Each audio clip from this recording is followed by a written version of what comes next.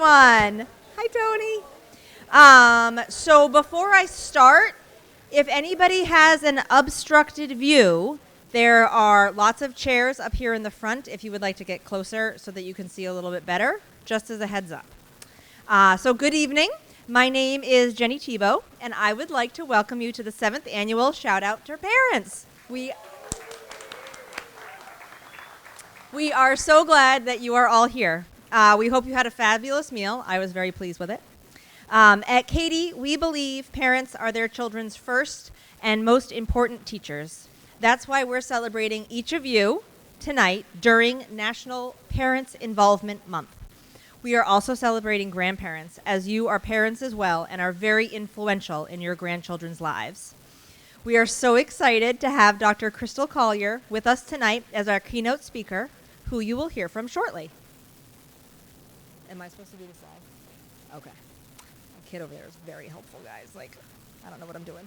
All right, there we go. Can't actually see the slides, so this is exciting. All right.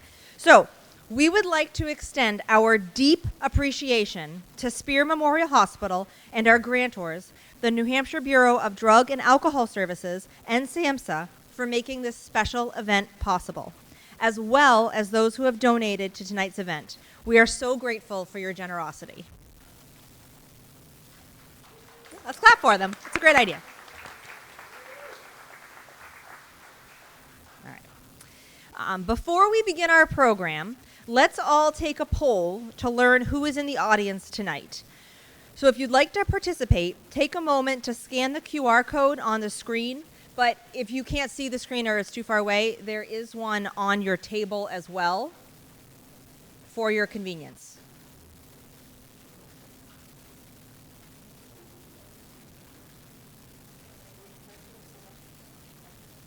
Are we going to do it at the end?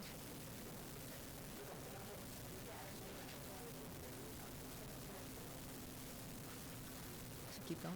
Oh, look at that. Technology is really awesome, you guys.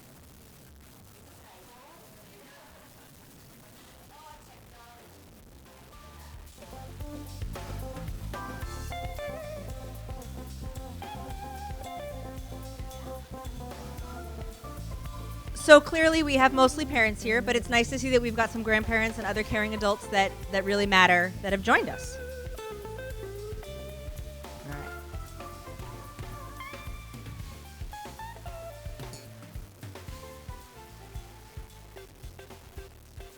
Oh, there's more than one question.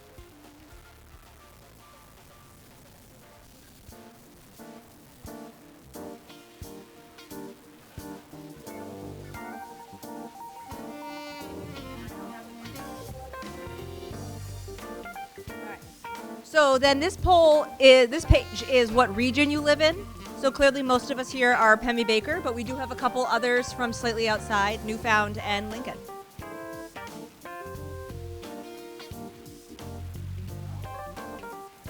And then here are what ages of the children. I myself am in the pink age range right now.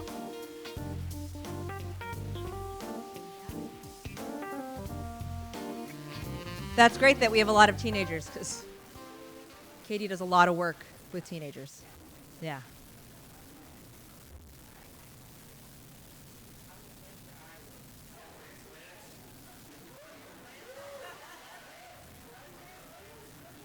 That is a surprisingly large number of transplants, I feel like. But New Hampshire is pretty awesome, so I understand. I'm also in the pink group for that.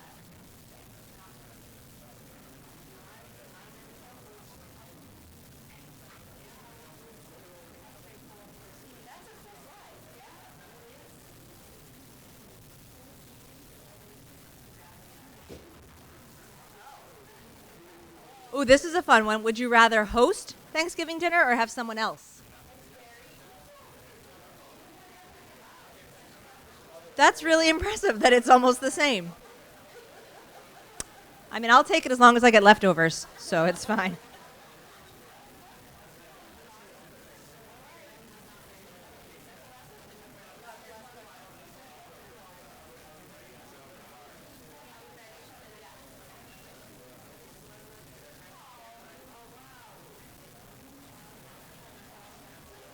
So this is what one word that describes parenthood to you. So, I mean, there's a lot of really great words on here.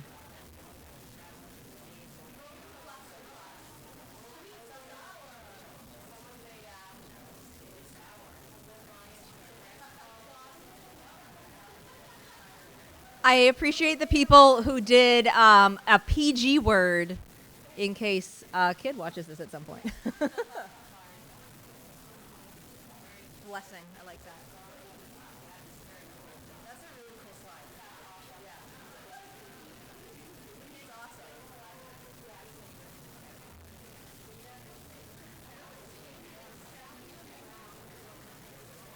All right. Am I good to keep going? Yeah. All right. So I don't know if everybody knows, but after the event, the slides will be available on CADY's website. So especially if you really enjoyed this one and wanted to look at the words a little bit more closely, you can check it out there.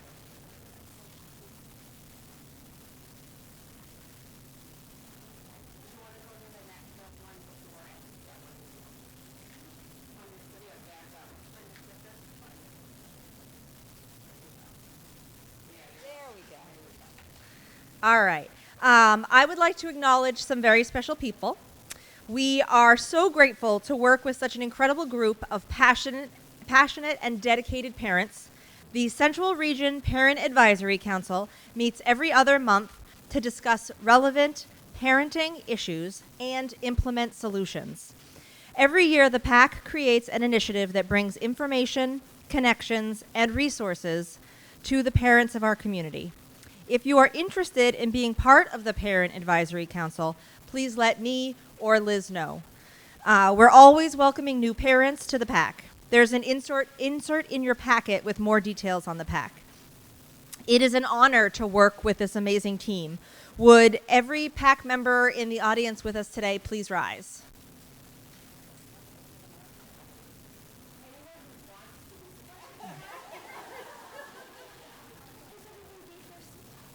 So I will say that there was a wonderful response to the shout out, and it even with the increased numbers that Liz was able to make possible, I think that a lot of members of the PAC said, well, I've been before, so they gave their spot for others. I'm a member of the PAC, though, so it really is, okay, guys, it really is a great group. And we really enjoy our meetings, and it's something definitely to look into if you're interested. So now I would like to welcome CADY's Youth Services Director, Liz Brochu, to share a bit about CADY and some simple yet powerful ways that help to protect our kiddos.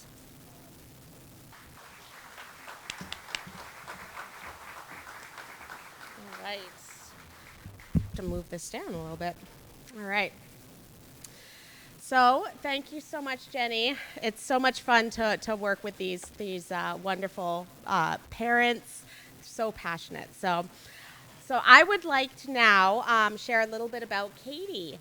So we're a nonprofit organization in our 24th year of operation with a primary goal of prevention. We utilize a strength-based approach to preventing and reducing youth substance misuse and building promising futures for our children. Our priority is to protect our children by stopping the substance misuse problem before it begins, by building protective factors and reducing risk factors to prevent addiction and save lives. We have many innovative educational and high-impact leadership programs for elementary through high school age students, as well as ongoing outreach to the community at large, like tonight. So you can find more information about our programs in your packet on your tables. So prevention is everyone's business. No single entity can do this vital work alone. It truly takes a village. There are many things each of us can do to keep our kids and community safe. CADY Outreach Director Emily Shanahan is going to share a few actions we can easily implement to keep our kids and community safe.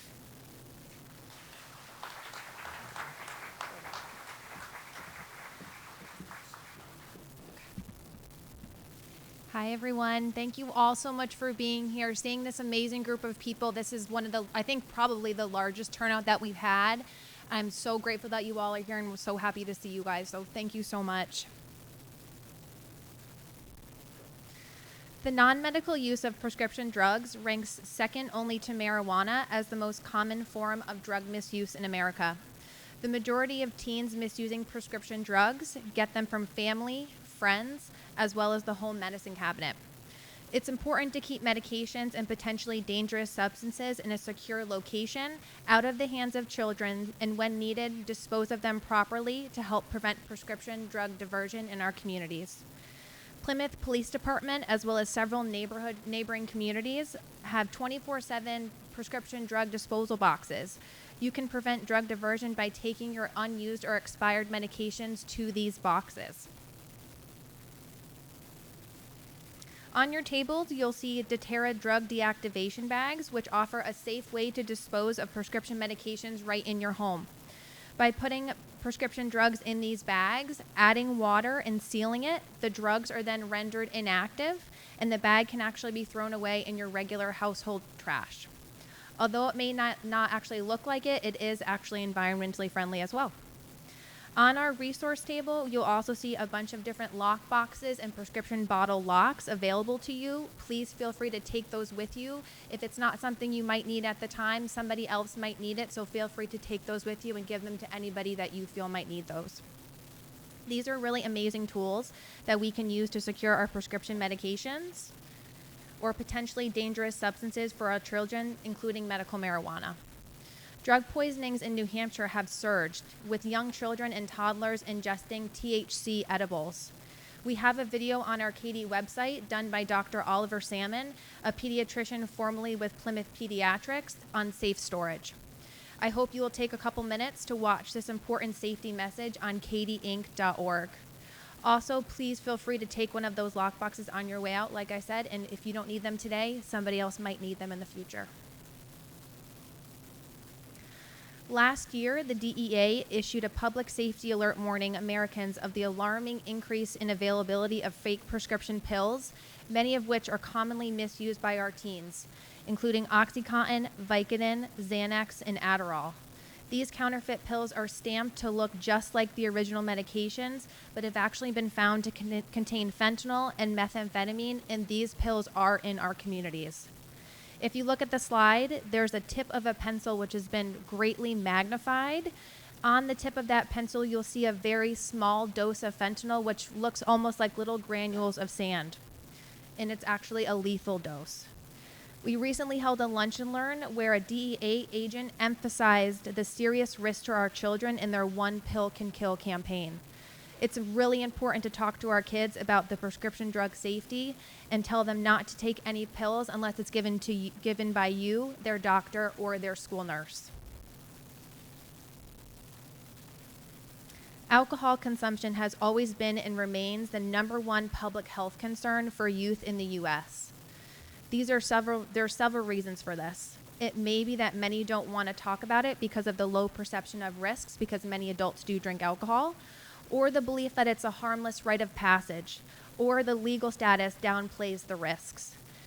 Many people don't consider alcohol as a drug. However, it is a drug and it is addictive. Studies confirm that underage drinking can start as early as 9 years old. Underage drinking increases risk for using and misusing other drugs, juvenile crime, alcohol poisoning, addiction, and death. The fact is, one of the easiest places for our kids to get beer is right next to the milk, right in our very own refrigerators. When we have alcohol in the house, we need to keep it out of the hands of children and youth, and be sure they know that you disapprove and you'll be monitoring the supply. One easy strategy is to store alcohol in a separate refrigerator or a locking cabinet. And with that, I would like to once again thank you all so much for being here, and I'm going to turn it back over to Liz.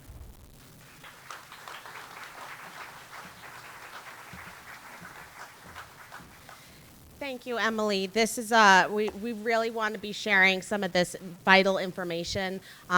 We are CADY, so this is what we need to be doing. We're educational based. So now one of the most powerful protective factors against substance use is resilience. And disappointment and stressors, they are inevitable in our life. As we know, we've lived through our long journeys already. It's a natural part of life. When we build resilience, or something like my mother calls the struggle muscle, we build kids up so life's challenges won't tear them down. Let's take a minute to watch this video that highlights resilience.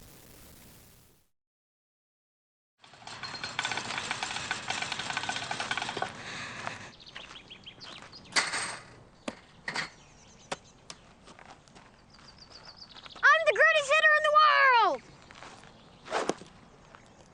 Strike one. I'm the greatest hitter in the world! Strike two.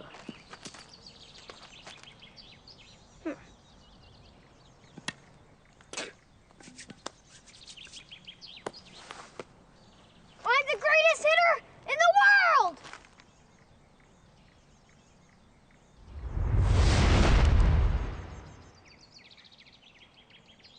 Strike three. Wow! I'm the greatest pitcher in the world! Yes! Optimism. Pass it on. A message from the Foundation for a Better Life.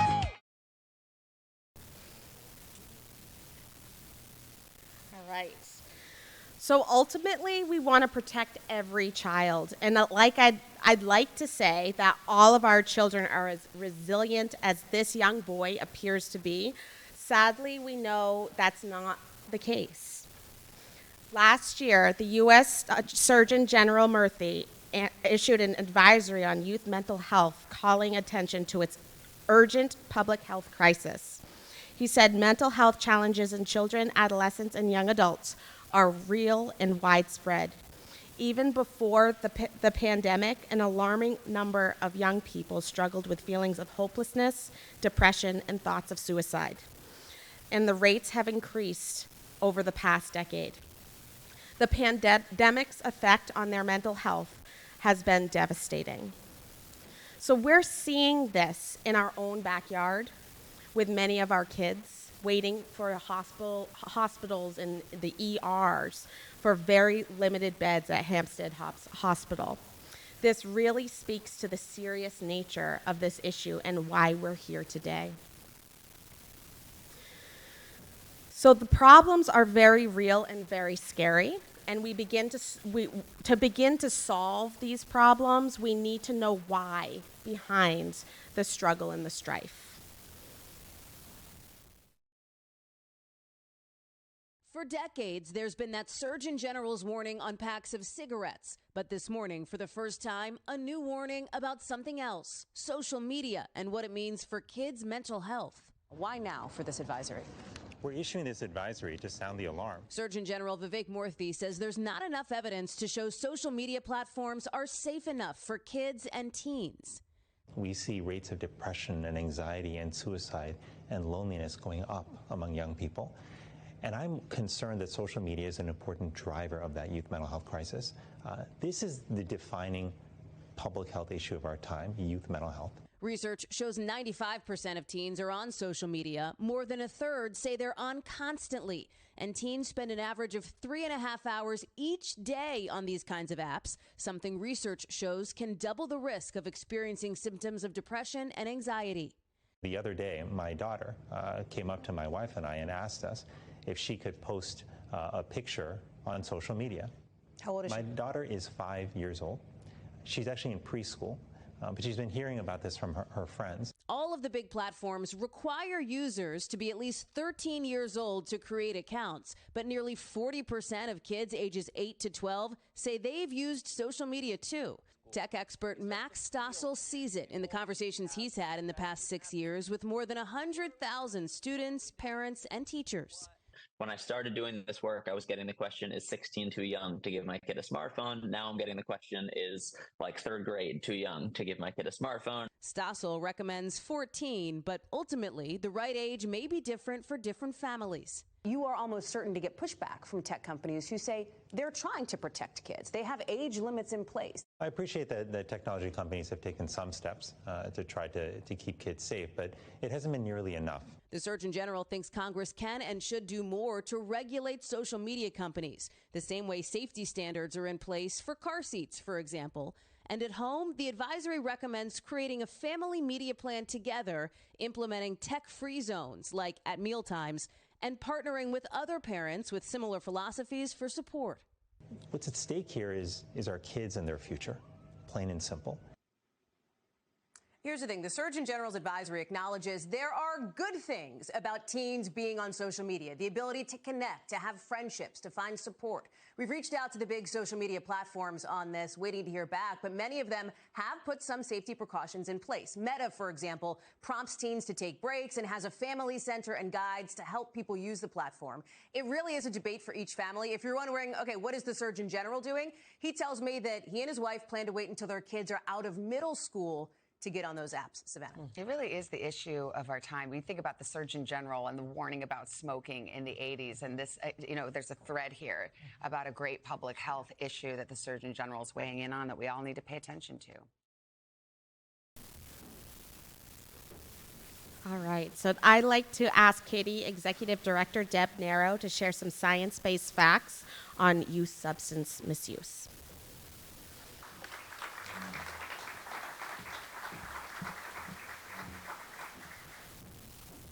Hello, everyone. It's great to see you. Thank you again for being here.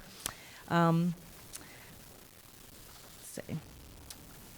I'd also like to thank Liz and and Emily and the whole CADY team for pulling this event together. It looks so easy, but it's a lot of moving parts. So thank you. You've done an excellent job. Let's see. This chart that you're looking at right here illustrates why parenting for prevention is so critical.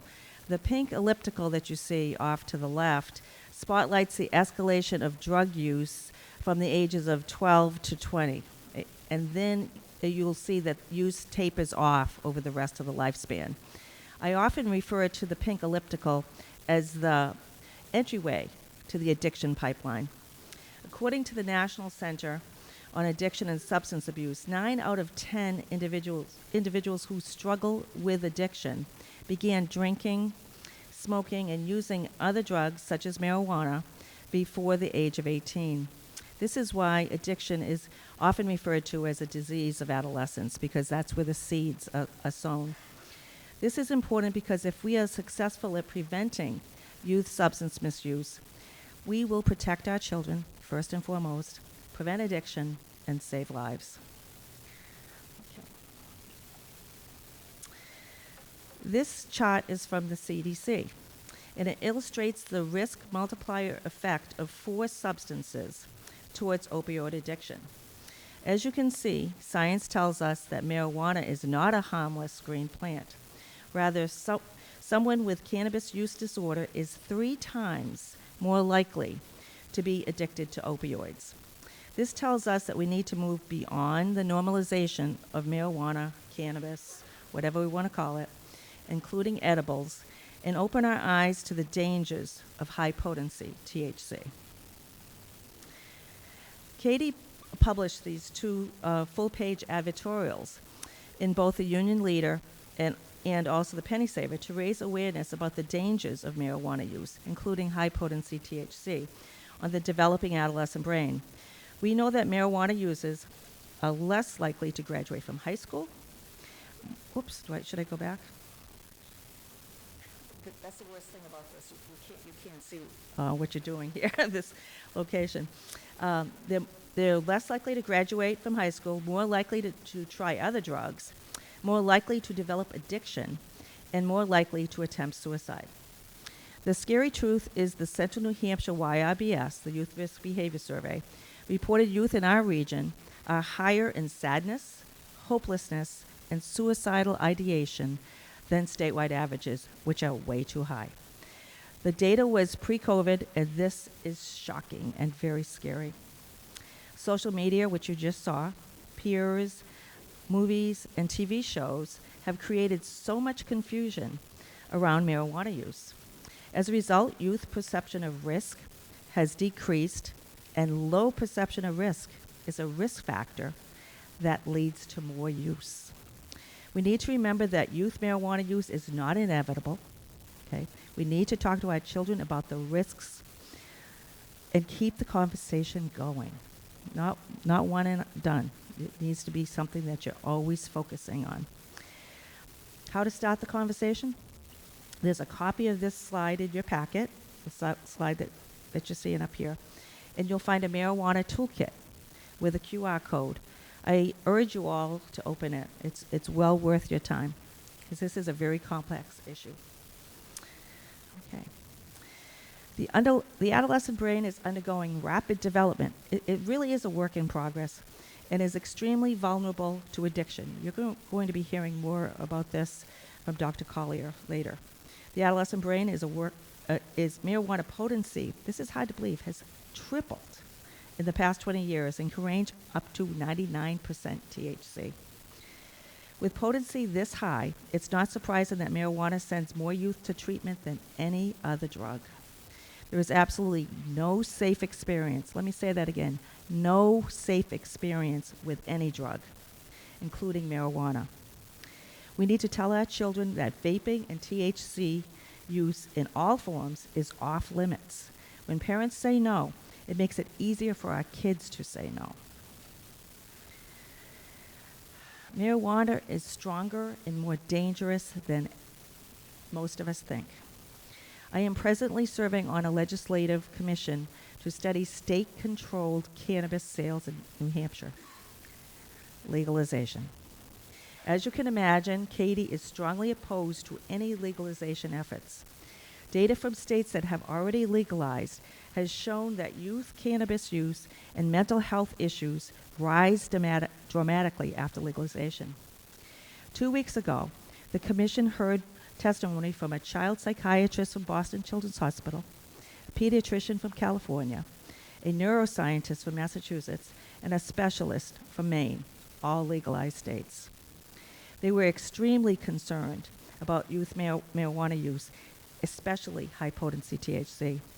They shared the science that links high-potency THC to poor mental health outcomes, including anxiety, depression, suicide, addiction, and get ready for this, psychosis and schizophrenia. That just blew my mind when I heard this. I knew this was serious, but I didn't realize it was as serious as what they're seeing. These are medical experts. In a youth mental health crisis, can New Hampshire really afford to fast track to any of these terrifying outcomes? We need to focus on prevention. That is truly the solution.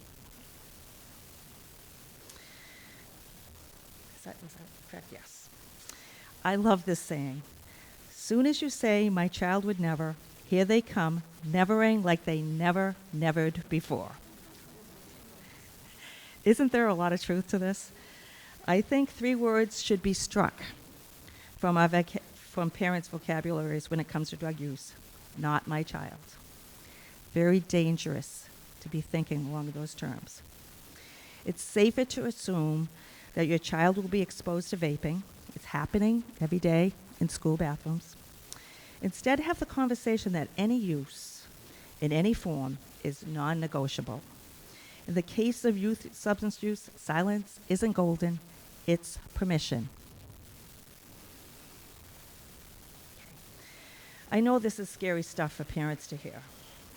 The good news is that drug and alcohol use is not inevitable, it's preventable. Parents have a significant influence on their children's decisions to experiment with alcohol and other drugs. Youth are 50% less likely to use drugs when their parents talk early and often about the risks, establish clear rules and consequences, and regularly monitor their activities. Do any of you remember, this is going to show my age, the old television commercial, Parents, the Anti-Drug? Anybody here remember that? Oh boy, okay, it's time to retire. Okay, well, it's still true today. Okay, One of the best ways to fight addiction is to prevent it from ever starting. And we can only do that when we work together. Thank you all for being with us tonight. Now I'm going to give it back to you, Liz. Thank you.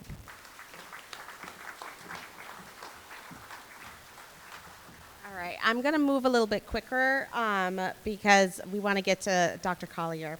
So children have 3 spheres of influence in their lives: the family, school, and the community.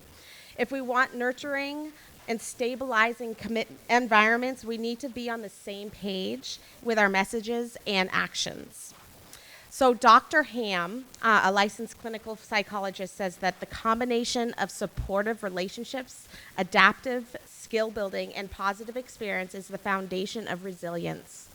Students learn best when they feel like they're safe and supported by adults around them. A baby elephant can choose to freely explore its environment because there is a whole group of mama elephants around that baby protecting it from harm. So together as mama elephants, or papa elephants, but it's really mama elephants, we can choose to encompass the children and youth in our communities to help them grow, learn, and thrive. So I changed this from last year. I really wanted to say raising kids is hard. It takes a community of caring and supportive individuals, not only to support the child, but to support the parents and caregiver as well. So it's very, very important that we work together as a community to raise awareness of youth anxiety and depression and lower youth substance use so we can protect our children. A good starting place is to have the conversations with our children. Did you know that parents are the most powerful influence on your children when it comes to preventing drug use? It's not their friends, it's not the school, it's you, the parent. And parenting is not easy. You are doing a great job. It's so important to acknowledge the round-the-clock job responsibilities of parents. That includes many hours of worry, sleepless nights, and no paycheck. We spend money, right? So let's acknowledge a job well done for everyone in this room. And not only today, but every single day when you step out that door, know that you're doing a great job. So thank you.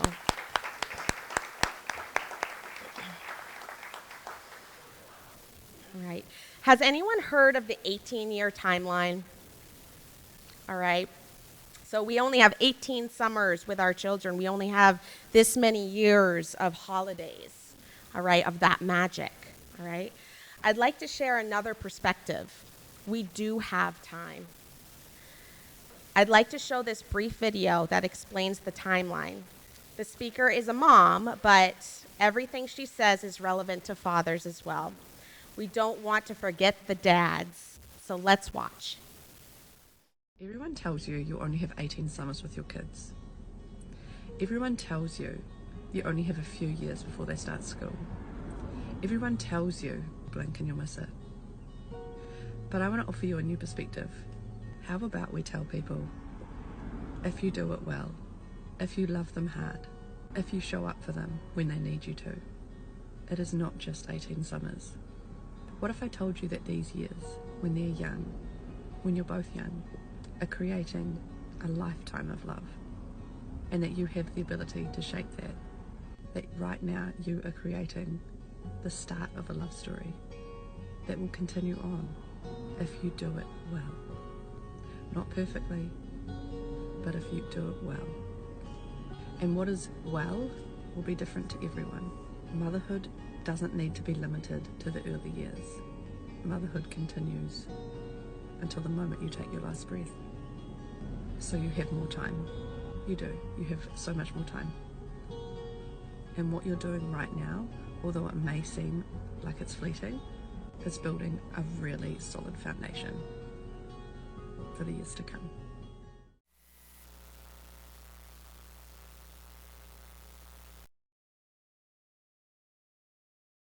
Is important. Every day is meaningful, but tomorrow is also going to be beautiful and meaningful.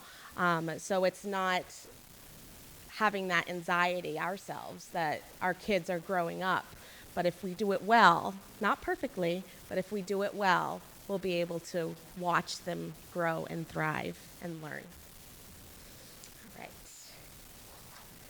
So I absolutely love that she says, if we do it well, not perfectly, but do it well. It's so true.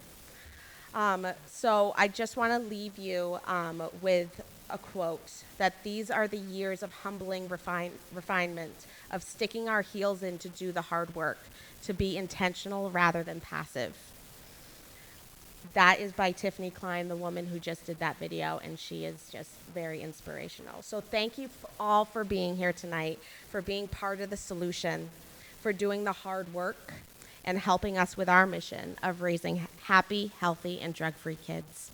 So now I have the amazing honor to introduce our keynote speaker tonight, Dr. Collier. Crystal Collier, PhD, herself a person in long-term recovery, is a therapist and an educator whose comprehensive prevention model, which teaches the neurodevelopmental effects of risky behavior to students, school staff, and families, was selected for the Prevention and Education Commendation from the National Council on Alcoholism and Drug Dependence.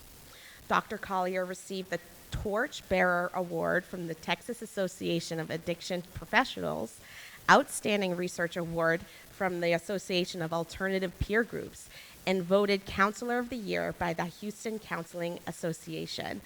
Welcome, Dr. Collier. We are so happy you're in New Hampshire.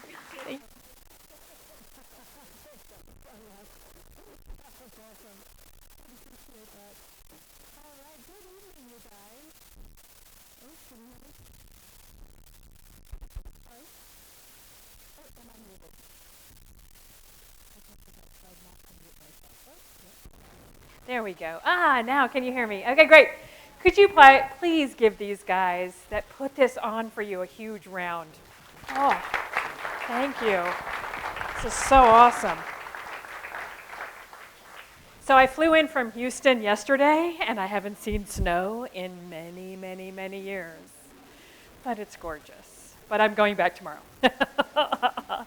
So you guys heard some of my professional qualifications. What I'd like to start off with is what I really think qualifies me. So I'm going to share some information from my book, the Neuro Whereabouts Guide, and from my website, knowyourneuro.org. But first, let me tell you a few little things so you guys get to know who you're listening to tonight. So these are pictures of me when I was growing up. Y'all are supposed to go, aww. Better, okay.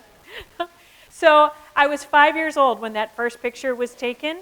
And of course, I was a bubbly little kid. I would go up to strangers and introduce myself as my mother was racing after me. And I was just fearless. And then I turned 11, 12 years old. Yeah, I heard the sigh there, right? Okay, so puberty's starting to kick in, and I start to feel uncomfortable in my own skin, and I got this anxiety that I had no idea was really normal when you're going through puberty. And that was also the year that my mom came to me and said, "We're divorcing your father." And I well up with tears in my eyes, and she says, "Don't cry, we're going to live in a place that has a pool." So I sucked those tears back in as quickly as I could, and we went off. And we moved every year thereafter.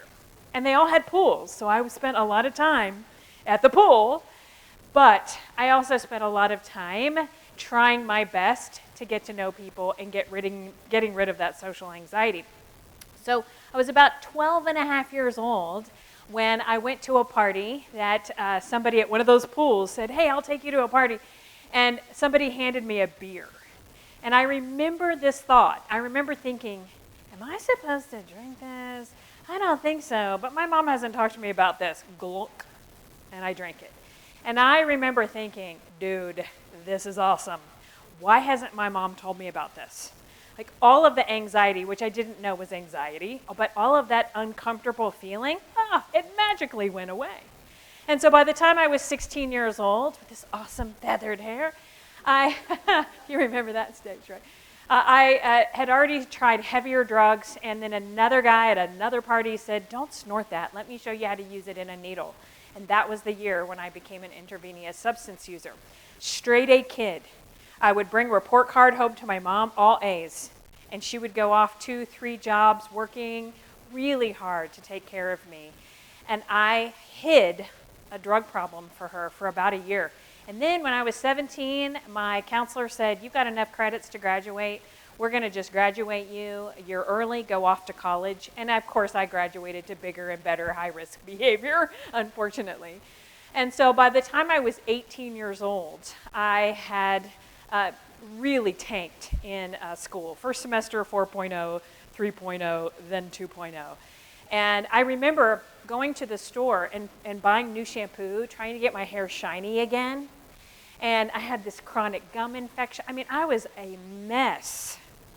But to me, my biggest problem was the C that I made for the very first time. I just couldn't connect that it was all these drugs that I was doing that was really the problem. And then I had a pretty bad OD, and by the grace of God, survived it. And when I woke up the next day and left the hospital against medical advice, I went home and I picked up the 1,000-pound phone and I called my mom and asked for help. She helped me get into rehab, Charter Hospital in Corpus Christi, Texas. And so my sobriety date is February 3rd, 1989. And this is a picture of me the day that I graduated from rehab. So I have on a t-shirt that says drug-free body. I was so excited. I had gained about 18 pounds because they served chocolate cake 3 times a day at my rehab, which was awesome, right? But I was healthy, and I moved to a different state to live in a halfway house for 6 months, and then I got back into school, and it was the day that I walked back into the university that I experienced this bucket of shame. I just realized, oh my God, my pink cloud burst, and I was back into kind of reality, and I just could not believe why this good, cute, smart kid made such terrible decisions. And so I started studying everything I could get my hands on, and all these really cool brain studies were being published. So what we're going to talk about tonight is we're going to focus on teen depression and anxiety, with a little bit of other high-risk behavior thrown in. And I'll show you some of the research that I have found in my book. So if we start with this is in the introduction section of my book. I kept seeing this chart in all these longitudinal studies, which shows the younger you are when you start using a substance, the greater your risk of growing up and struggling with a substance use disorder. But if you just delay until you're 21, you almost completely eliminate your risk, just delaying. This is also true if you have the genetics. Amazing. But then, as I kept going, I found studies that looked at the development of all the major mental health issues out there. And as you can see, the onset is either elementary, middle, or high school for all of them. 90% of adults who grow up and get diagnosed with a substance use disorder or a mental health disorder begin using in their teens or experiencing symptoms when they're kids, but they don't get treatment right away. So what's going on? Why are we so fragile? Of course, it has everything to do with brain development. And so I started studying it, but the neuroscience was so complicated, so I made it my mission to make it really easy to understand and applicable in your daily life. So here's what I learned, that the brain grows into major phases. The first one is birth to about age 11, 12, when we grow 200 billion neurons in our brain. It's like we get this big chunk of clay. Then we start carving that up, getting rid of the parts we don't use, and we put together the parts we like, and by the time we're 25 years old, we have this fast, efficient, well-formed adult masterpiece of a brain with 100 billion neurons left over. Wow. That's a lot of neurons that we just made that we just get rid of. It's really weird. Let me show you what it looks like from the outside. My favorite study, I got permission from the scientists to put this in the book. This shows you what it looks like from the outside. And when these researchers started to look at kids as they grew and developed, they started to realize that most of the growth that's happening is happening right behind the forehead, halfway up the skull. We all know that part of the brain now as, what's it called? Prefrontal cortex, or frontal lobes. Now, the darker the color in this study is more white matter, more connectors. The darker the color, the less gray matter, which is the cells. And so you can see that we do have a frontal lobe, which is our adult part of our brain when we're younger. It's just immature and underdeveloped. But here we go, hitting that second stage of brain development when we start to lose gray matter and grow connections. Then we've got about 10 to 15% of our adult brain at that time. And so anybody in here, I saw a bunch of people who had middle and high schoolers that are that age, 10, 11, 12-year-olds. Yes. This is the age when they have just enough frontal lobe to start arguing with you incessantly, but irrationally, right? Because it's not enough frontal lobe to really have a good argument. But they also don't have enough frontal lobe to have enough empathy to realize how annoying it is for you. Right? This is when the challenging, hard part that I saw in that slide start. But then by the age of 16, we have about 45% of our adult brain. So scary, because what do we give them a license to do? With half a brain. Why our insurance rates are high, right? It's not just lack of experience, lack of frontal lobe. And then by the time we're 20, we have 80%.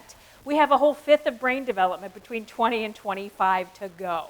Okay, now what's growing? We're not growing new neurons. We're losing them during that second phase, but here's what's going on. So this is a magnified picture of a little infant's neuron, a little baby neuron. And you can see the long axon cell body, what looks like tree branches and tree roots. Those are called dendrites, my favorite brain structure.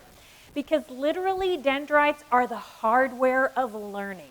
Every time that you learn something new or practice something, you grow new dendrites that reach out to other cells, making long networks of connections in your brain. I love this slide because it literally shows you a skill that this child has learned all the way up to age 2. Now, we don't know what skill that is. It's the hardware of the skill, right? Isn't that the coolest slide, you guys? I just love this. So this is what I want you guys to do. I want you to adopt dendrites as your favorite brain structure, and your new battle cry is going to be this. Ready? Dendrites, dendrites, dendrites. Okay, you will always remember that now. So dendrites grow based upon a very specific rule, the use it or lose it rule. So that means we have control over what dendrites are growing in our kids' brains and ours. So here's what it is doing. Here is our frontal lobe, the CEO of our brain and body. It does all executive functioning skills, which is our basic thinking, feeling, and doing skills. And they grow according to those two phases. On the left, lower level executive functioning skills. These are the ones you need to get up in the morning, out the door, remembering your lunch, getting to school on time, the basics. During that second phase of brain development, between 12 and 25, we grow higher level skills. These are the ones that we need to get up and out of our parents' house, becoming fully self-supporting, relational, healthy adults. All of these are contingent on the brain's rule. This is why your battle cry is dendrites, dendrites, dendrites, because we want them to grow long dendrites for these skills. By the time we're 25, every neuron in our brain is connected to 10,000 other neurons. They squish down in there, making all those funky wrinkles and grooves in our brain. We want them to have long networks that do that for these. So let me give you an example. If you do, any overfunctioners in here? Y'all are like, maybe. If you do all your children's problem solving and decision making for them, they won't grow long networks of neurons for problem solving and decision making. They will grow long networks for dependency on you to do their problem solving and decision making. So I am a therapist. I see about 15 to 20 clients a week. Most of them are kids. I work with a lot of adults too. But when I do a new assessment, I'll have a family come sit in front of me and I'll ask the kid, okay, tell me why you're here. And if that kiddo looks over at mom or looks at dad, I go, uh-oh, we got a lazy talker. Because somebody's doing all the talking or thinking for them. Now, there is a #1 predictor of adult success. I'll give you a hint. It's in the right-hand column. Which one is it? Problem solving is a good guess. You'd think, right? We can solve all the problems. We'll be good. Not the #1 predictor. Empathy is my favorite one. Emotion regulation, another good guess. Bam, impulse control. You can make a lot of money. You can have the highest IQ, but if you cannot control your impulses, yep, we know what happens. So, I really wanted to make a political joke, but I won't, because I'm in New Hampshire. So, we want long neuronal networks for these skills. So what's your battle cry, Grant? Okay, we'll work on that. Good for now. So remember, they're all contingent upon the brain's rule. Use it or lose it. Critical. That's why I want you to use brain-based praise in your daily language. And so I have scripts in the book that teach you guys how to do that. Now, what we're going to focus on today is where our kids are, their whereabouts, what's going on. Here is what I see as a therapist and a prevention specialist. I work in about 40 different schools in Houston, and my new program, knowyourneuro.org, is absolutely spreading like wildfire. So it's wonderful teaching kids about this. But here is what I'm seeing. Anxiety and depression are through the roof. I have had to put on my assessments, how many family meals do you eat with your family? And here's how I learned to do that, because it never was before, until I had a kiddo last year who, when I asked, well, what about dinner, when you eat dinner with your family? He's like, we don't eat dinner. I'm like, wait, what? You don't eat together? I'm like, no. We go grab our food off the bar in the kitchen, and we all go to our separate bedrooms. Mom and dad have separate bedrooms. Me and my brother have separate bedrooms. We don't talk, except hi and bye. He is so isolated. He's on screens all day, all night. He has very poor social skills. For a 16-year-old, he shows up very much like a 12, 13-year-old. He has so much anxiety, so much depression, and what we see is he feels hopeless. He says to me one day, I came home and I was so upset because I didn't do our activity. We have decided that he's going to introduce himself to one new person every day, and he didn't do it that day. He was beating himself up, and he said, I got on my incel sites, but it didn't make me feel any better. And I was like, whoa. What's an incel site? Have you guys heard of this? Incel means involuntarily celibate, and it's one of thousands of chat sites and chat rooms and Reddit sites and Reddit threads that actually people come together with very antisocial, misogynistic, angry, upset, immature rants. And this particular site, the mascot is a mass shooter.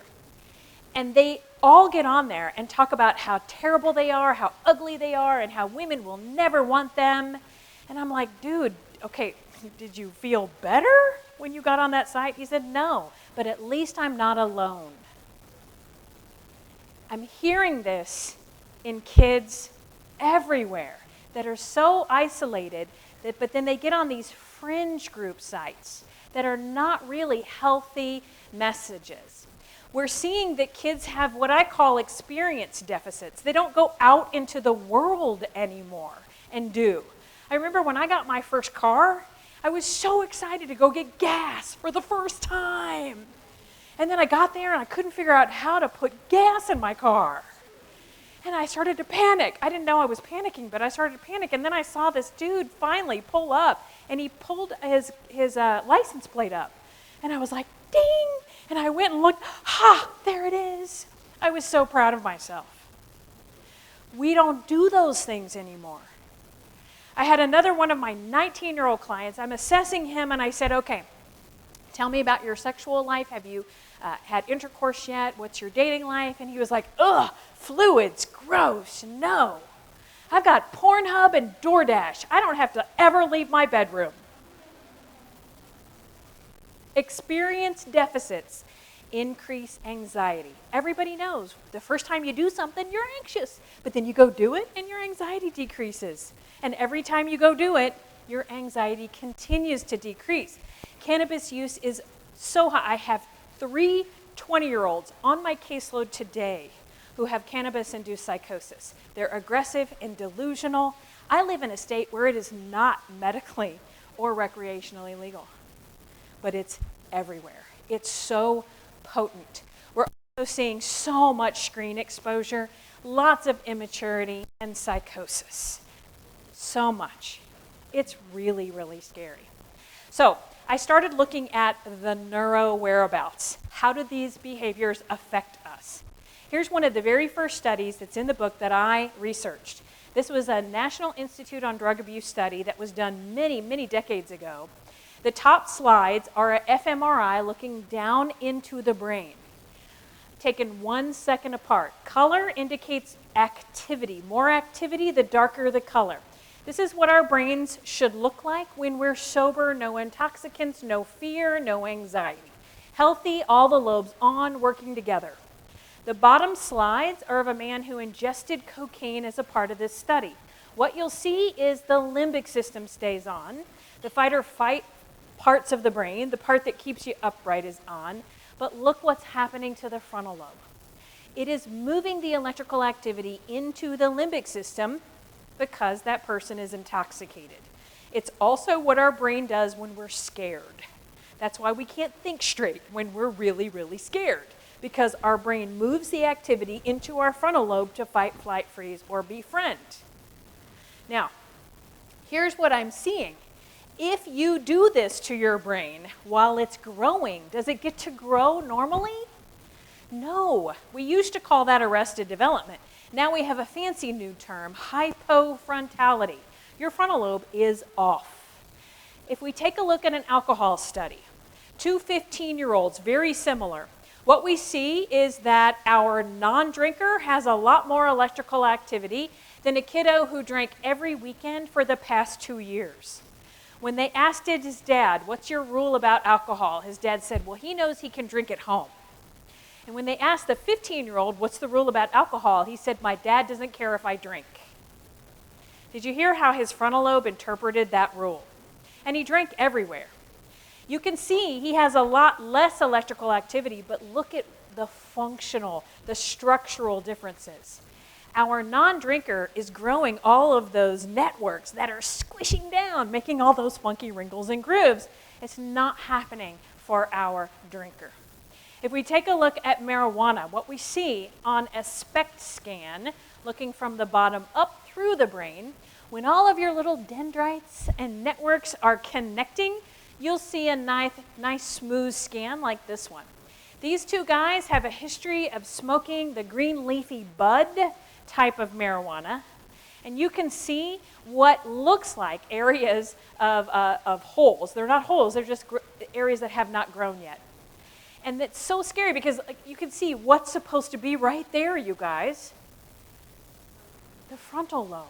It's just not growing and connecting because it's off. If we take a look at technology overuse, this is an amazing study which looks at brain connectivity for 2 groups of adolescents. If you connected the red dots, you'd see the brain connectivity for a group of kids who used recreational screen time less than 2 hours a day. And then if you look at the purple lines, that's the brain connectivity of a group of adolescents who dropped out of high school and spent 12 or more hours a day in the internet cafe.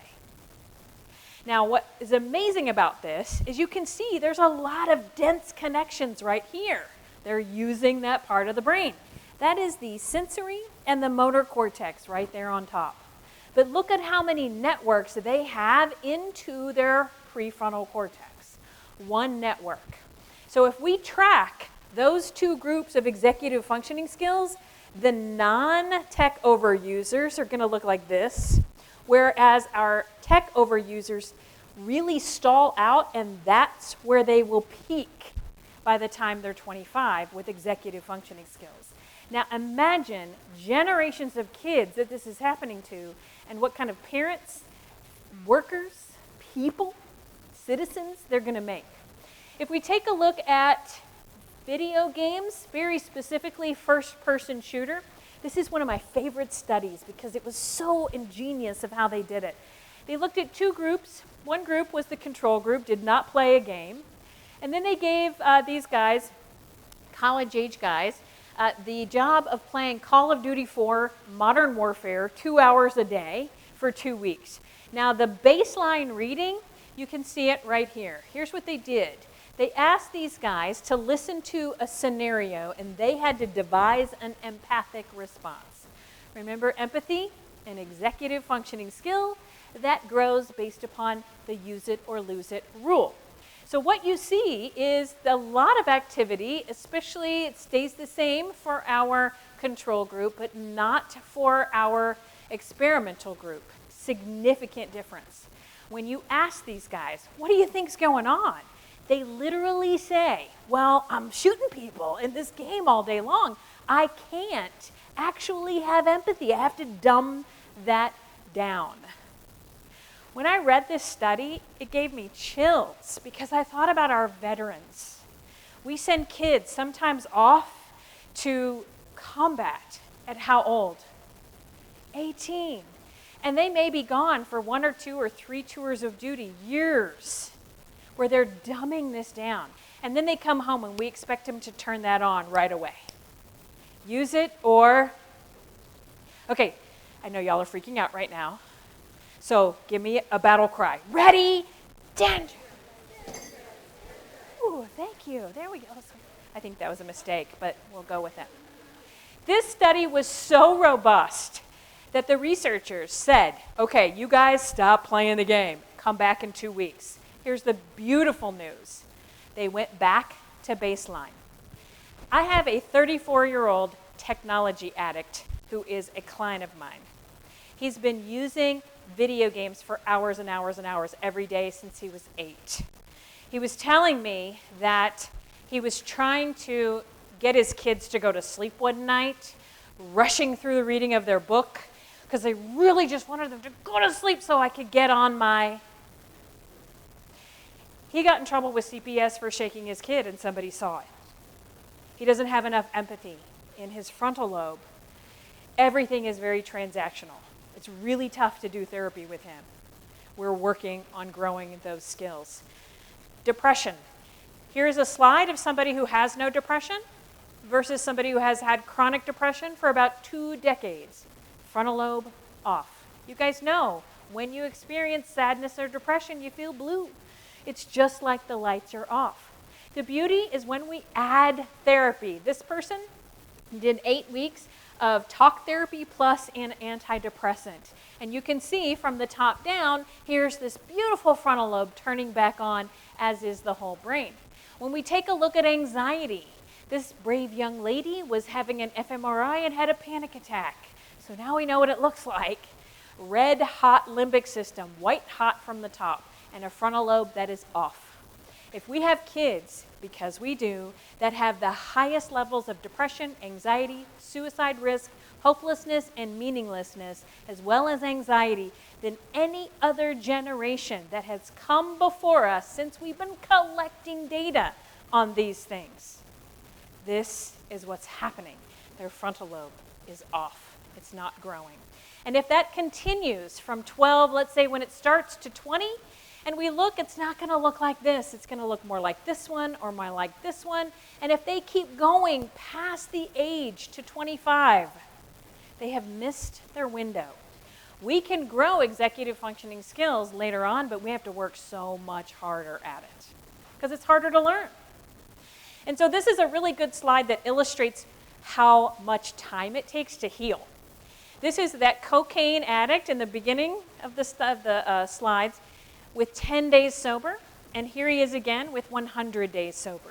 You can see his frontal lobe's turning back on. It takes about 18 months to return to this level of functioning. For kids, it's better, 6 to 9 months because of plasticity. But do your kids have 6 to 9 months of frontal lobe loss that they can handle? No. So we have scientific justification to be our kids' frontal lobes until they grow one of their own. So I want to teach you guys 7 categories of coping skills that you guys can use at home starting tomorrow.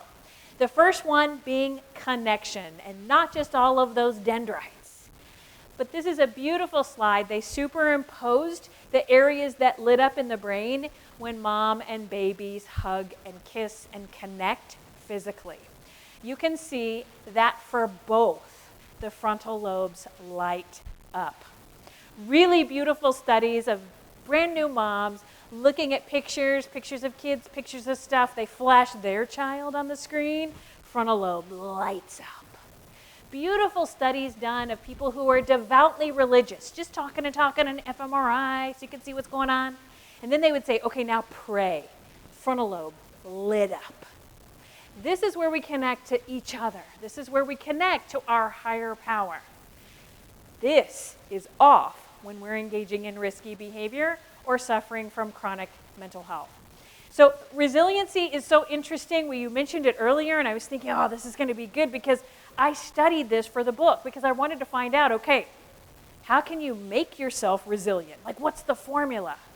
Here's the list that I found. Decades of research that shows what makes somebody resilient. For those of you guys who can't read this in the back, I'm going to read the first few. I believe my mother loves me. Check. I believe my father loves me. Check. Other people help take care of me, and they love me. My loved ones spend time playing with me. My loved ones make me feel better. Are you guys getting the theme?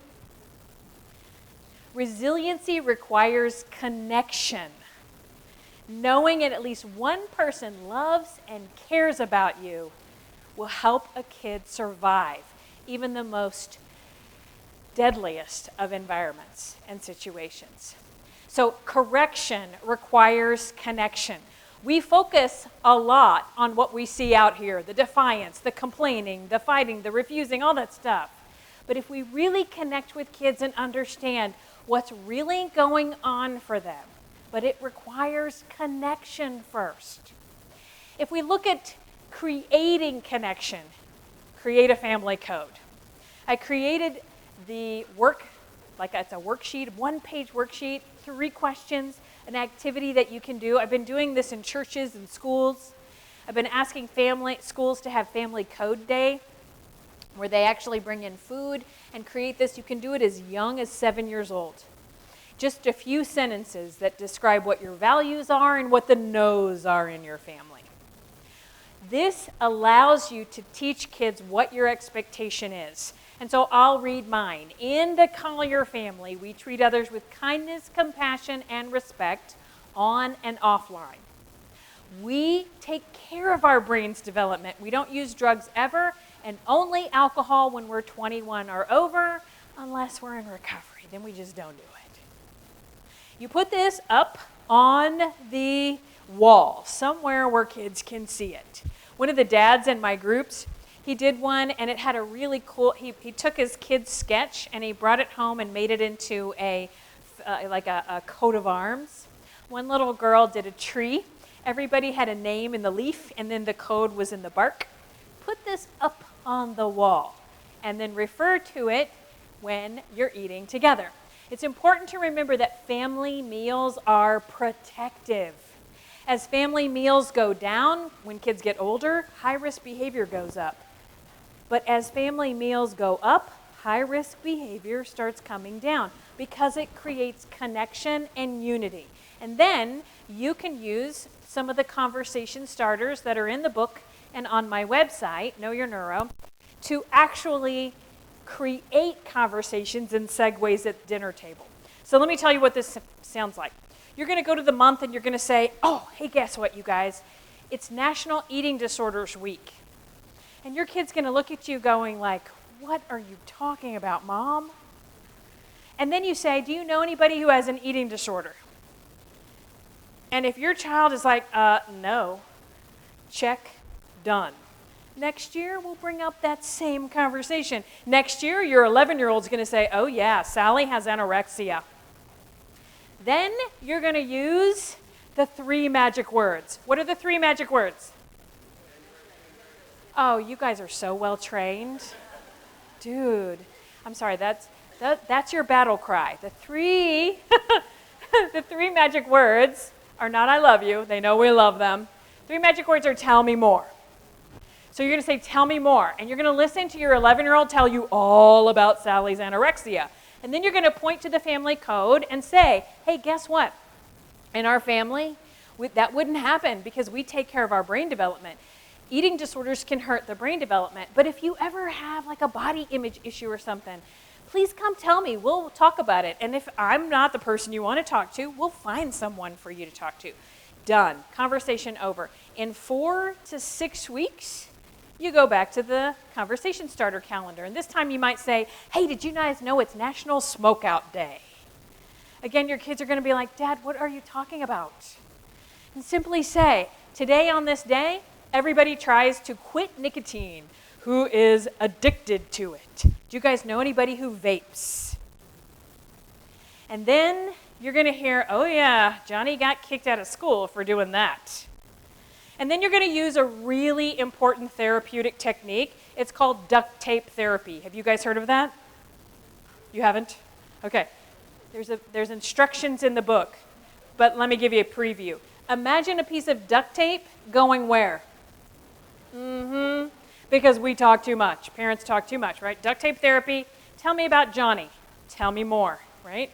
And they're going to tell you, and then you're going to simply refer back to the code. When they go off to the game, when they go off to a slumber party, hey kid, be a good representative of our family with the family code. What's the family code?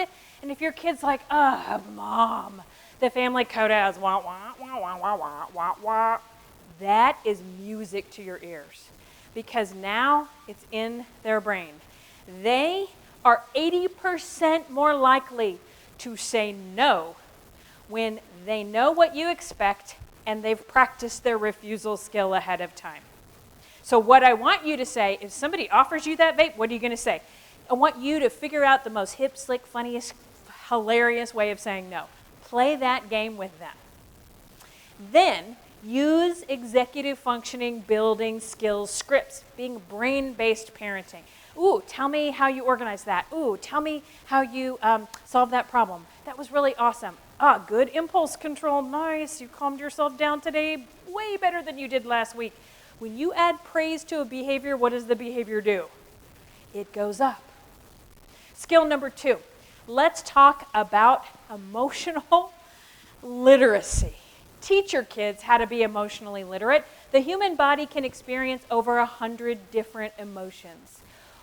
Even animals experience feelings. You guys know this, right? Animals get depressed. Like, don't talk to me about pugs. They always look sad. Animals definitely experience fear and anxiety, right? But I know this is like the sweet time of the presentation. We're like, okay. I know, so poor baby. Don't you just want to say, it's okay. It'll be fine. But remember, you guys, everybody say this with me. Feelings are not, what is it again? They're just information. Feelings are energy in your body. Being emotionally literate means that A, you can identify what emotions that you have. This is my Feel What You Feel wall in the book. It has 7 primary emotions, and then you work your way in from there like a feeling wheel. Identify what you're feeling. So you ask your kids, what is your feeling? What's the word? And they tell you.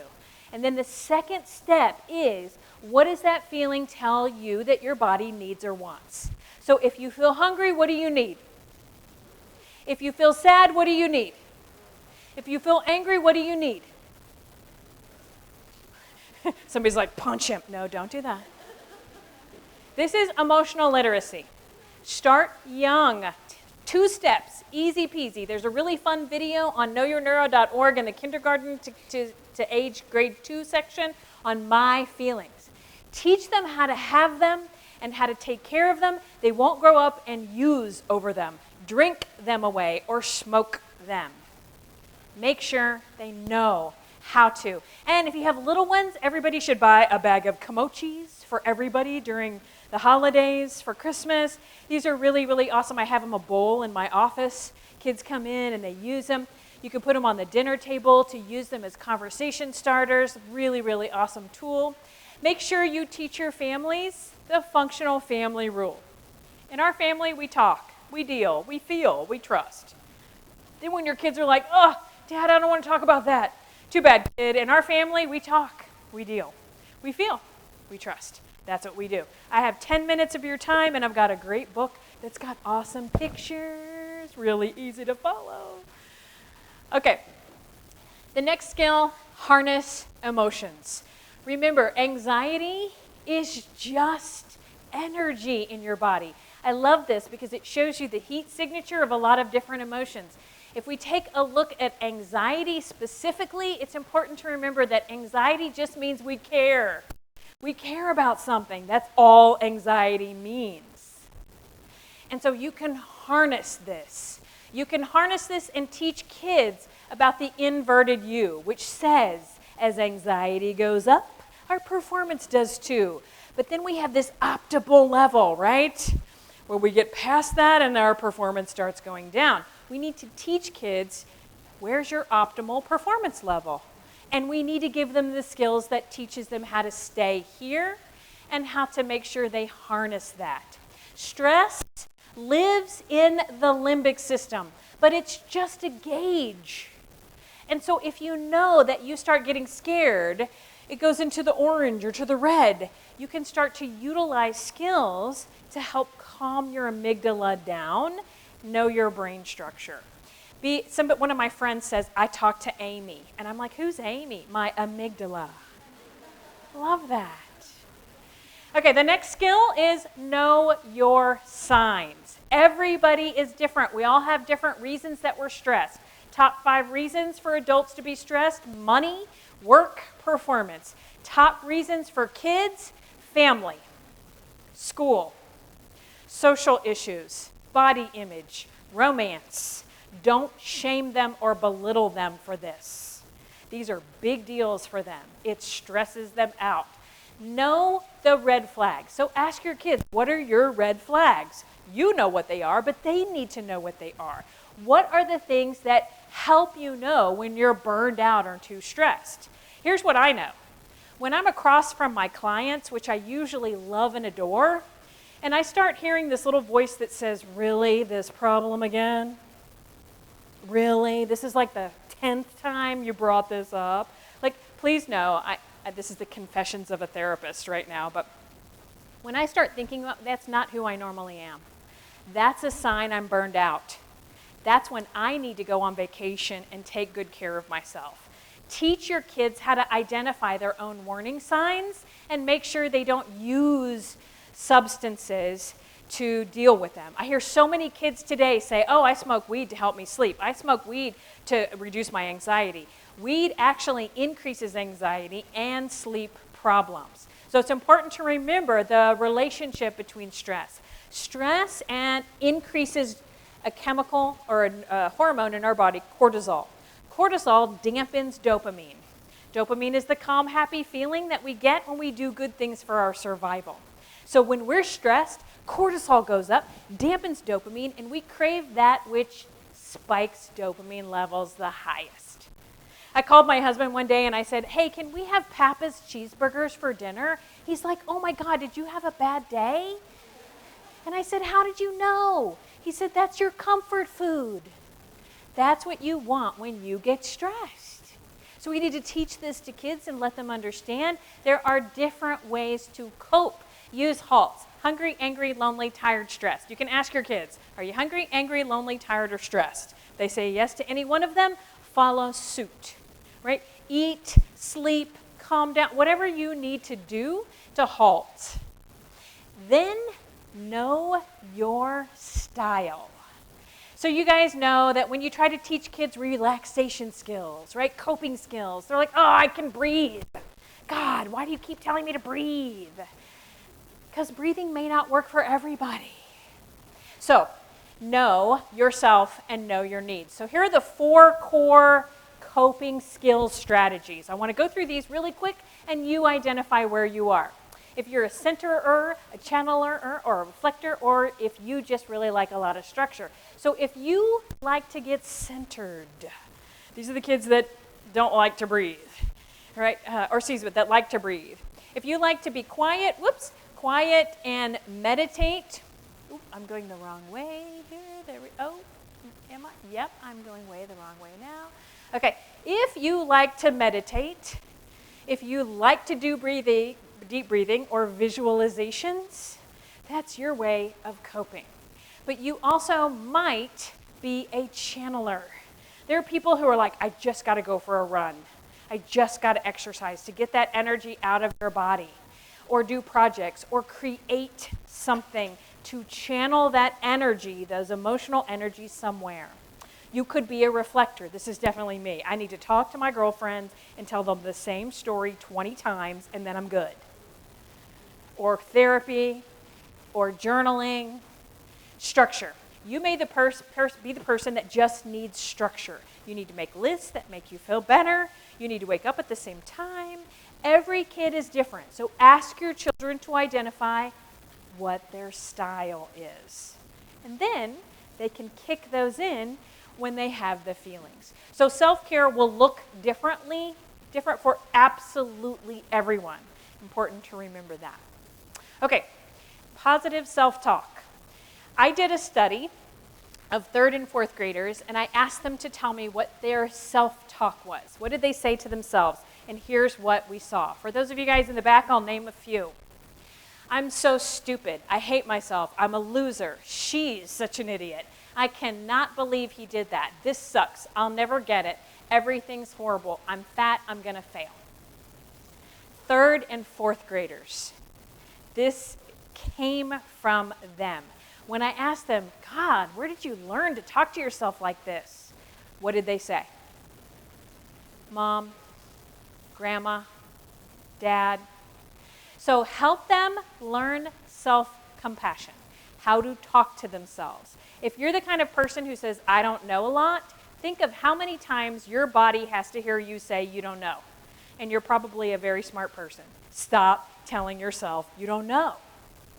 So identify your ants. Automatic negative thoughts. Okay, so which one are you? Are you the worry ant that's like, oh my God, I got to do this, you got this energy going on, and you're constantly worried. Okay, who in here is a worried ant? Show their hands. Ooh, that's honesty. Okay, if you are a critic ant, remember, being a critic is a critic of others. She's an idiot. Oh, did you see that? I was in the bathroom stall today, and I heard the woman next to me on the phone gossiping about somebody she knows. In the bathroom stall next to me, like it couldn't wait. I just was so amazed. Okay, anybody admit they're sometimes a critic of others? Oh, thank you for being honest. Thank you. No one ever does this. Okay, victim ant. Victim sounds like this. Pour me a drink. Oh my God, I'll never be able to do that. Well, she's always going to have like that. And that's always going to be her. I'll never be able to get this done. That's what victimhood sounds like. Victimhood can be extremely enticing, intoxicatingly powerful to be the victim. Anybody own that one? Come on, you guys, own it. Okay, nobody's owning it. Okay, how about this one? Perfectionist. You have to do it exactly right, or you obsess about it. Okay, most hands go up here. Identify your negative self-talk. Go home and ask your kids, what do you say to yourself? What does your self-talk sound like? Ask them. And then every time they or you say something negative to yourself, say the exact opposite. Remember, use it or lose it. The more you repeat the negative self-talk, the more neuronal structure you will have in your brain for that, and then start to believe it. Okay, so I just wanted to show, this is a page straight out of the book. I want to teach you guys real quick about the 3 levels of thinking. Concrete thinking when we're younger, first stage of brain development. We go into abstract thinking, and then when we're older, about 1/3 of the population develops dialectical thinking. teach this to your kids. A dialectic is something that is true and false all in the same moment. My favorite dialectic is I can love my husband and hate my husband all in the same moment. You guys relate to that, right? I used to say to my husband, I hate you, love you, hate you, love you. And he'd be like, you don't hate me. I'm like, I really do right now, but it doesn't cancel out how much I love you. When you can be in the dialectic, you can sit in therapy and hold your mom or dad accountable for what they didn't do and also be very grateful for them for what they did do.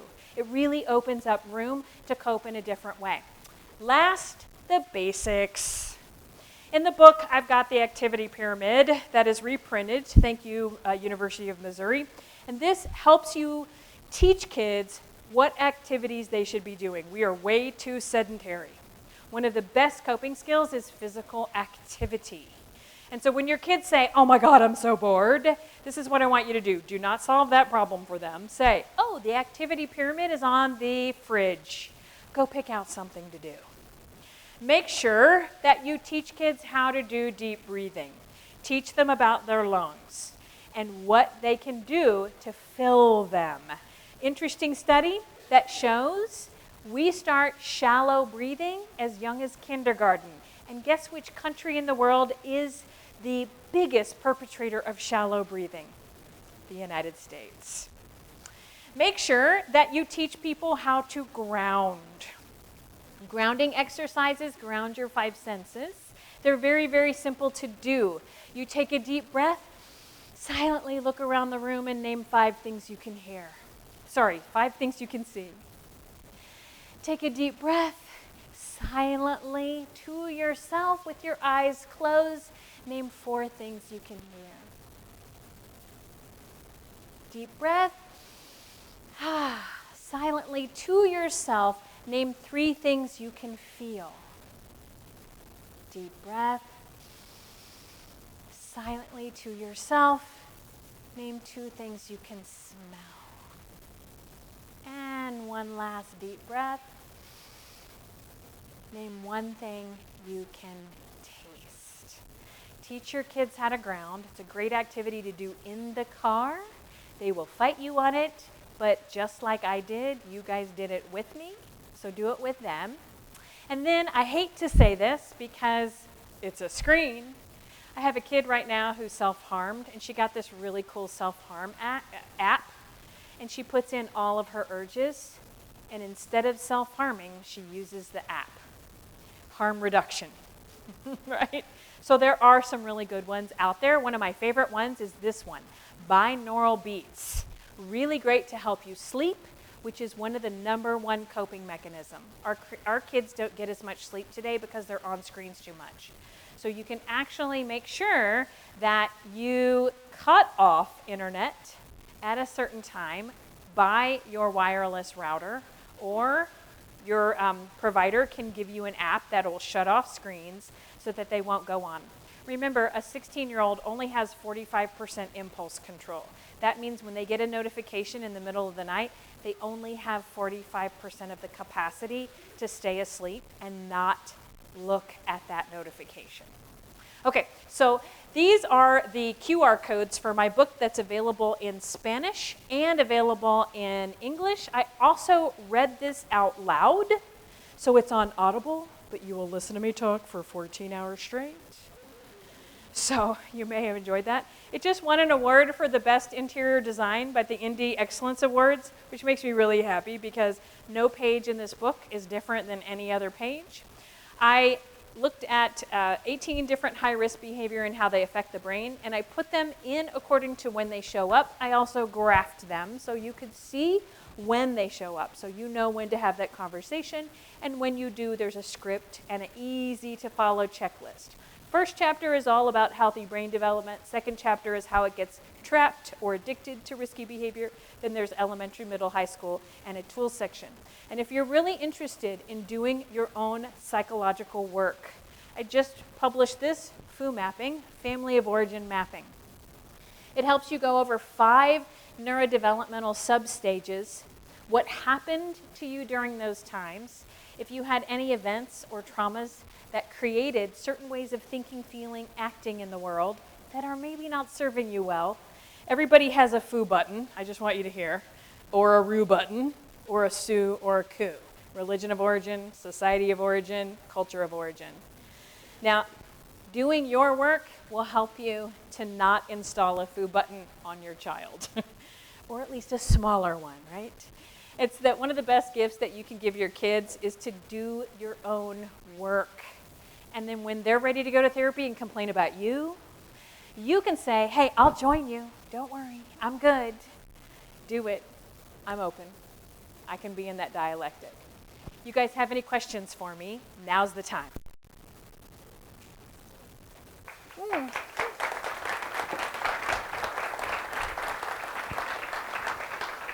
Thank you. So Tom's going to come around with the mic, just in case we can't hear you. But what questions do you have for me? Yes.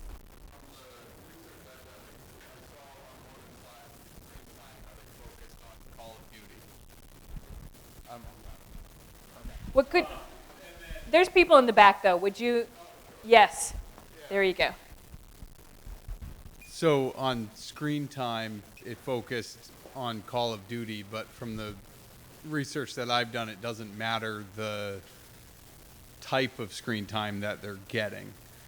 Would you agree with that, or is there more meaning that it can be any screen time? It doesn't necessarily need to be negative screen time that causes those effects. Well, so I studied technology overuse and video game addiction. There's the two high-risk behaviors in my book that talk about digital dangers. And what I saw in the research, and I did an extensive lit review, think about use it or lose it. So it does depend on what you're using or losing, or what you're using, I should say. So that study looked at empathy, right? And so empathy gets dumbed down because it's not being used in that particular type of game. And if you look at violent video games or even violent playground activity, you see correlations and increases in violence when other people are being violent. Now, if you look at the reverse, when you see those video games stopped or that activity stopped, violence decreases.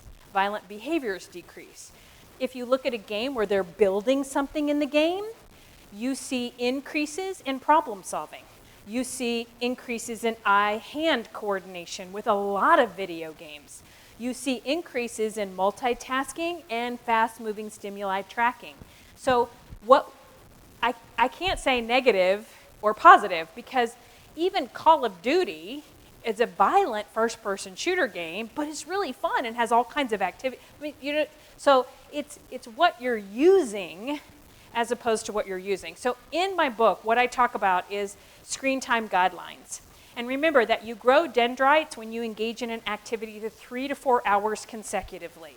So if you want to get good at soccer, you practice 3 or 4 hours consecutively. If you want to get good at Fortnite, you practice that for 3 or 4 hours consecutively. Those are the skills you're going to use for your brain, for the good or the bad, right? So I hate to stay away from concrete absolutes because it's all about what you're using. So if you're going to play whatever video game your parents allow you to play, I would encourage parents to take away first-person shooter games and play much more fun, active problem-solving games. But also, once you did something for 3 to 4 hours consecutively, you got to get off and go do something else with your brain for 3 to 4 hours consecutively so that it grows and networks evenly. Question here. Oh, question there. Right there. I'm going along with what you just said. So, is that how? Oh, sorry. You would suggest reining that back in, because my oldest definitely plays too much. Yes. So saying, okay, 3 hours, and then you have to do something else for 3 hours. Let me give you a good example of this. So in the book, Digital Dangers starts. It's in all 3 chapters. And I went all the way back to the earliest research on screens and the brain. And the one that I found was so impactful, I put in the book. There was a study that was done with a mock living room and kitchen and a playpen. And so they brought moms and dads and kids in. They were 2 years old and under. And so what they would do is they would just, for hours, mom would wash dishes, sing, talk, interact with the kid, not interact with the kid. And the control group was no screen.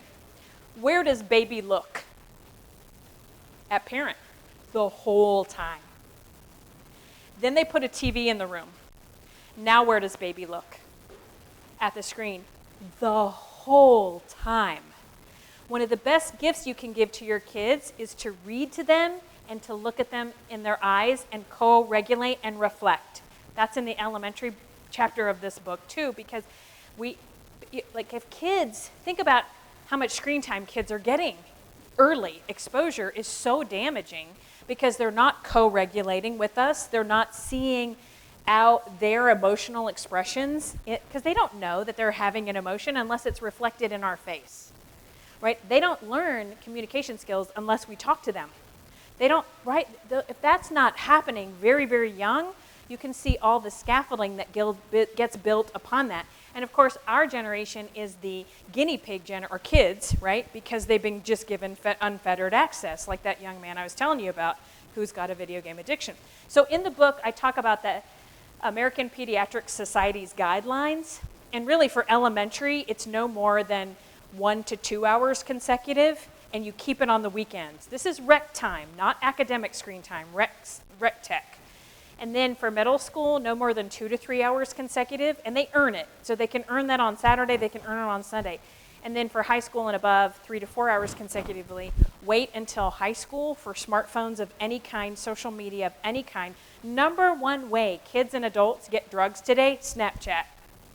Number one way, 2 clicks. One of my clients had a drug dealer willing to come to my office to deliver her drugs in 2 clicks.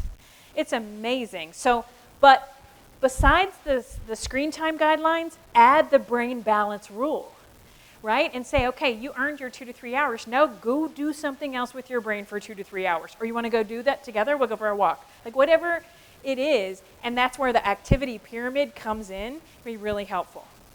Great question. Yes? I'm talking consecutively. So 1 to 2 hours consecutive time, kids can earn rec tech time. Now, I recommend that they only earn that on the weekend. So you keep it out of the work week, the school week, right? So if it's recreational tech, they have to earn it with good grades, good behavior, right, following the rules. If they do those things, then they earn their rec tech time, but then the brain balance rule kicks in.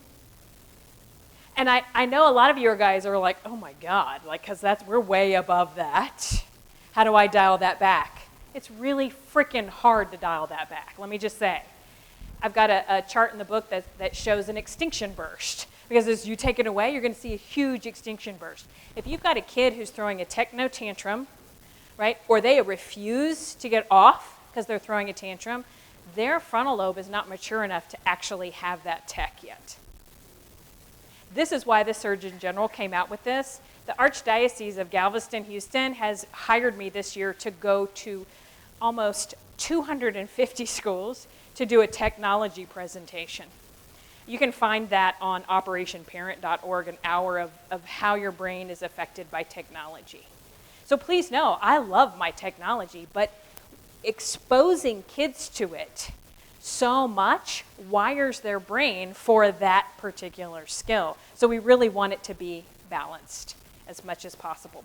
The best way to scale it back is to tell them they have to earn it, because then they'll mess up and lose it, right? Because they do, and they earn it with appropriate behavior. Any more questions? Yes, there's one way in the back, Tom. I'm sorry.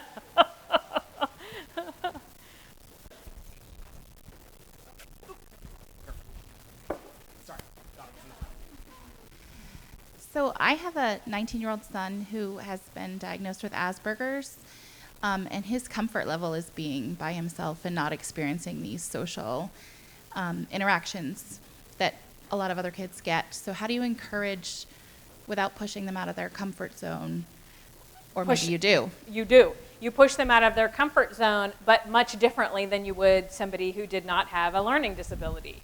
So I have had my program, I've done my program for the past 12 years at 2 different schools in Houston that specialize in kids who have learning difficulties. And it's interesting because unfortunately they are usually the victim of a lot of high-risk behavior. And so I've kind of flipped the script on many of those. But remember, executive functioning skills for kiddos who are on the spectrum or have learning difficulties are even more important to use those, because the frequency and pace that they're using them is much lower than more neurotypical kiddos. So they need, he needs to move out of that comfort zone. And what you can do is shape their behavior. Require either a job or volunteer work, and you start very small, like 1 or 2 hours a week. You find a program that they can go volunteer at that specializes with kids who have autism or learning difficulties. So I have a beautiful place in Houston called Spectrum Fusion. And I actually wanted to write a kids series, and I went to Spectrum and found a fantastic graphic designer who is publishing, or she drew Neuro, the superhero brain. So that'll be out for Christmas, you guys. If you want to hear about that, please email me, and I'll get you on my list. But I found her through Spectrum Fusion. She prefers to be an independent contractor, graphic designer working from home. Her mom is her agent. And so she has figured out how to live and work in the world in ways that work for her. But her mom will tell you she's had to push and get her out of comfort zones in order to get training and in order to go to school and do a lot of those things. So the comfort zone may look a lot different, but please push and start shaping those skills. One of the best things you can do is to see the list of executive functioning skills and rate your kids. Which ones are they doing well? Which ones do they need work? And then talk to your child about a plan to increase that skill while you're also praising the use of the other ones. And so if your child is amenable to that, sit down and say, hey, I want to teach you the use it or lose it rule. And you have 6 more years of brain development to go.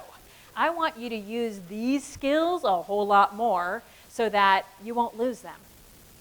Great question. Thank you. Awesome. Well, we are almost at time, and Okay. I could stay here and listen to you all night because this is just so fascinating. But thank you so much. You're absolutely. Let's give her a round of applause. Thank you.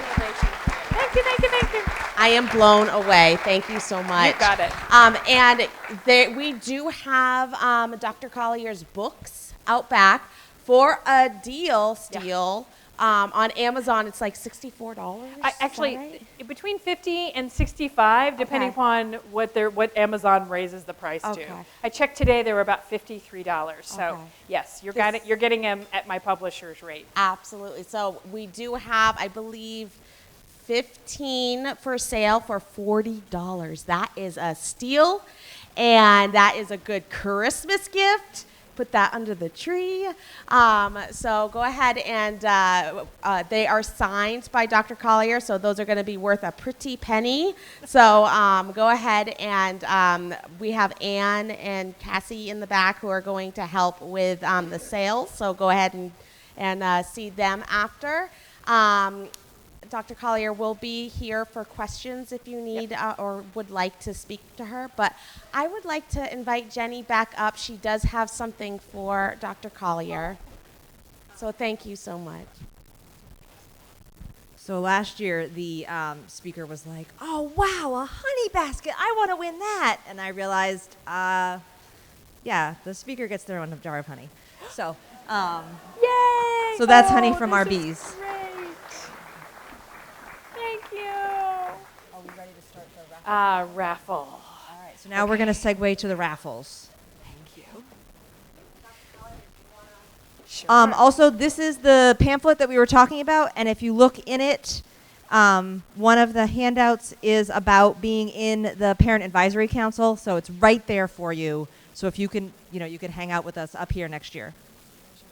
All right, and what is this for? Ooh, so the dog pet basket is for Denise Drapeau. Yay, congratulations. That's the one I wanted, so good for you. Very cute. All right, this is for the hot cocoa basket. Rodney Ekstrom. Congratulations.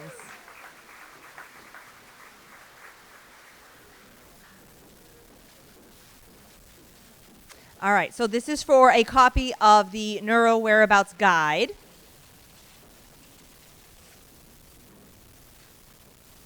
Marilena Savigny. Nice job. Oh, I think I put this back in the bag. All right, and then there were 2 copies. So the second copy is going to Anne Murphy. I know she's here. All right, so this is for a Thanksgiving Anna Lee doll. Oh my God, it's so cute. Tammy Keys. Way in the back. Oh, wow. So this is a holiday basket. It's absolutely beautiful. And this one goes to Lauren Barron.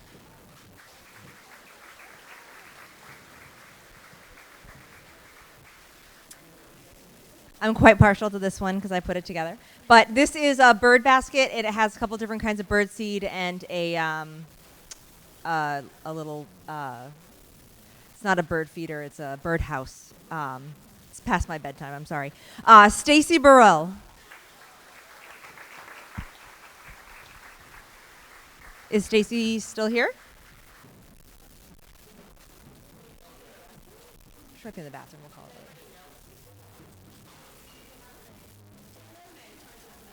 All right, different name. Sorry, Stacy. We're gonna go with Natalie Ampman.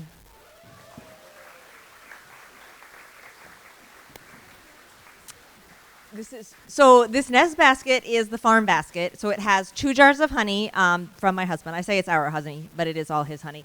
And then humorously, I'm the one with the chickens. And so I had a dozen eggs ready for you guys. And then my dogs knocked them over and ate all 12 of them. And it was a really bad afternoon. So these are from my friend's hens, and they are all from Opal the chicken. So, and Lisa Tremblay.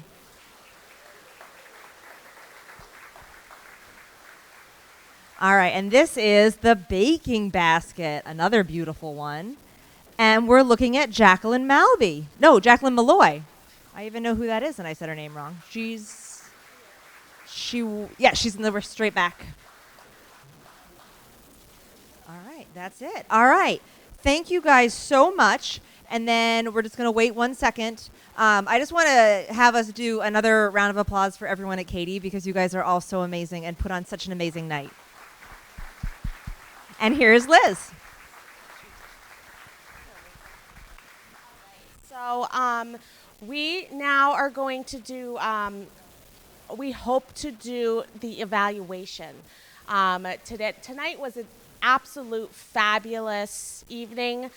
Please reflect it into your evaluations, which is in your packets on your tables or on your chairs. You should have pens as well. If you could do that, that would be fabulous. You could put your evaluation in the basket in the back. I also want to just finish up and say, just rounding out, act as if what you do makes a difference, because it does. And today, now than any time, an ounce of prevention for our children is more important today than ever. So thank you all so much. And I just wanted to say one thing, because Dr. Collier talked about that connection.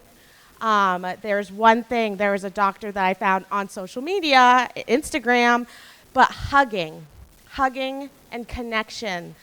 We missed out on a lot of hugging during the pandemic. And the number of times a person craves a hug in a day, does anybody want to shout out what they think? 8? Go higher. A little bit lower. It's 13. 13 hugs people crave a day. The number of seconds of average a hug lasts is 9.5 seconds. But the number of seconds for a hug to have medical healing properties is 20 seconds. So hug long and hug often, and go home and hug your children if they're not sleeping yet. So thank you all so much for being here. Oh my gosh, I think she should move to New Hampshire. Oh, thank you all so much, and I hope that we see you next year when we have our next shout out. Thank you so much.